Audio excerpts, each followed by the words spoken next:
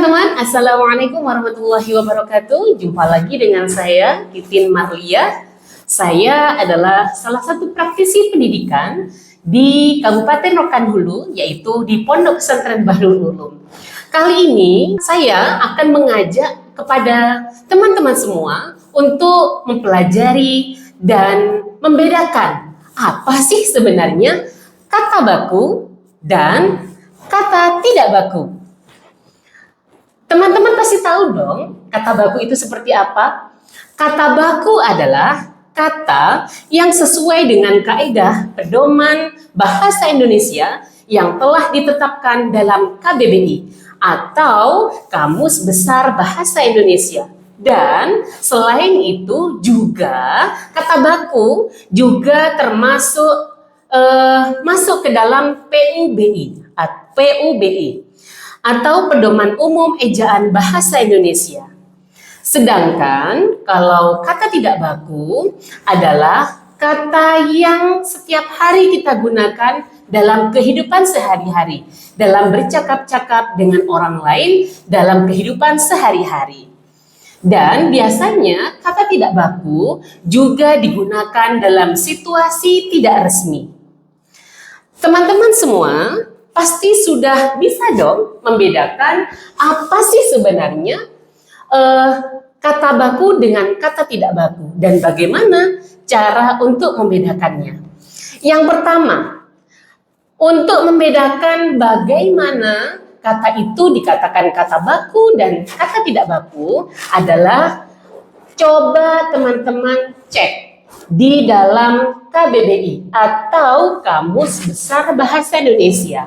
Karena pada dasarnya kata baku biasanya langsung tercantum di KBBI atau Kamus Besar Bahasa Indonesia.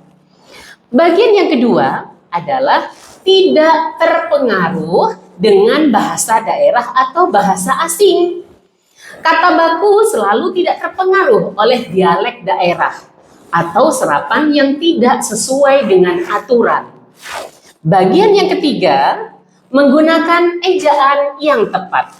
Kata baku selalu menggunakan aturan ejaan dalam PUEBI atau bisa disebut sebagai Pedoman Umum Ejaan Bahasa Indonesia.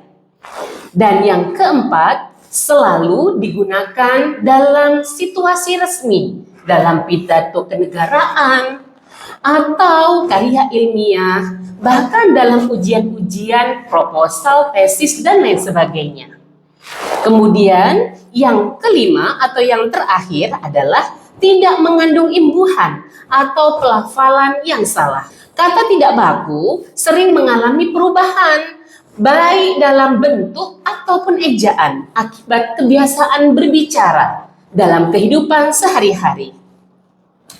Contoh yang pertama, teman-teman, jika teman-teman mengucapkan atau menggunakan bahasa sehari-hari, jika menyebut kata apotek atau apotik.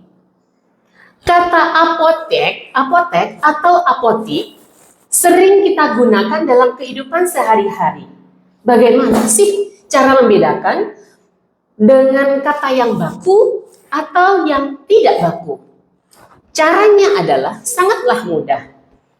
Jika teman-teman mendapati sebuah kata yang mengandung profesi, contoh kata apotek tadi, jika dihubungkan dengan orang yang bekerja di apotek, namanya apa?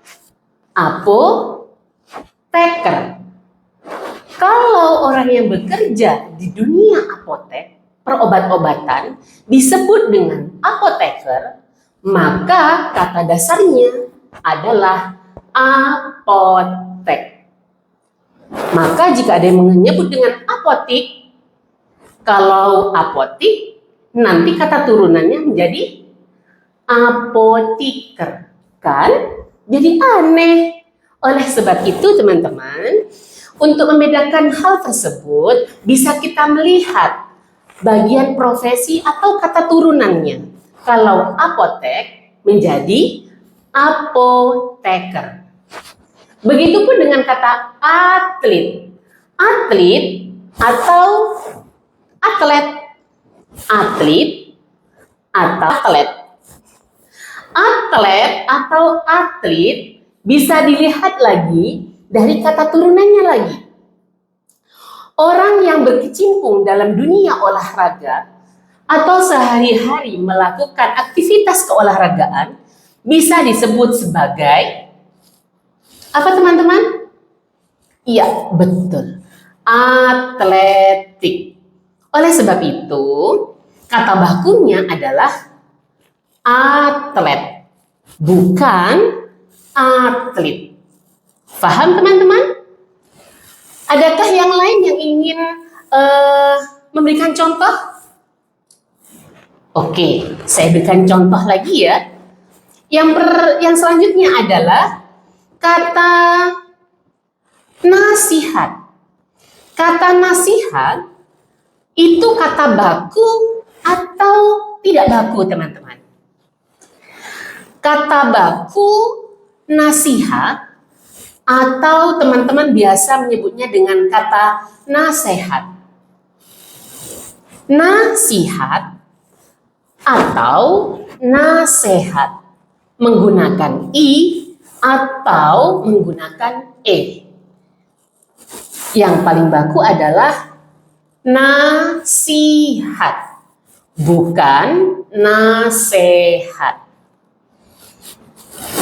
Selain itu, ada juga beberapa kata yang diberikan imbuhan yang akan mengubah kata itu baku atau tidak baku. Contohnya adalah kata aktif. Aktif berakhiran F. Jika diberikan imbuhan itas menjadi beraktivitas menggunakan F atau tetap menggunakan menjadi V. Aktivitas menggunakan V atau aktivitas menggunakan F. Nah, kalau kata turunan seperti ini yang berubah karena adanya imbuhan, maka F yang berarti yang ada imbuhannya, maka diubah menjadi aktivitas, berubah menjadi V. Aktivitas. Coba teman-teman, ada kata lain lagi tidak selain aktivitas? Contoh kata pasif. Pasif diubah menjadi pasivitas.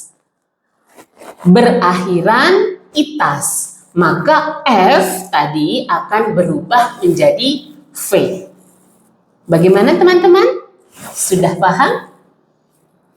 Baik teman-teman, jika teman-teman sudah paham dan kalau ada yang ingin ditanyakan, silahkan isi di kolom komentar.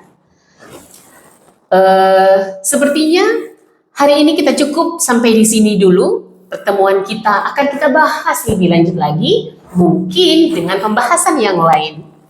Selamat beraktivitas teman-teman. Wassalamualaikum warahmatullahi wabarakatuh. Salam literasi.